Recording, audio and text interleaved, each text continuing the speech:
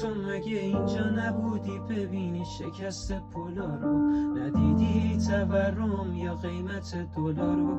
به چی راضیت کردن به جنگی تو با مردم؟ روزات میگذره راحت میخوابی شبا رو. حال یه ایران بده همه میخوام برن، واسه عادی شد رنگ خون پاشیده روی شهر. قایم شدی پشت نقاب آهنی، بهت گفتم وظیفت اگه میخوای بزن نامرد. بزن که خیلی وقت زخمی شده بالم. بزن مهم نیست تو من نرسم خونه، میرسه خبر آزادی به مادر. بزن نامرد، بزن که خیلی وقت زخمی شده بالم.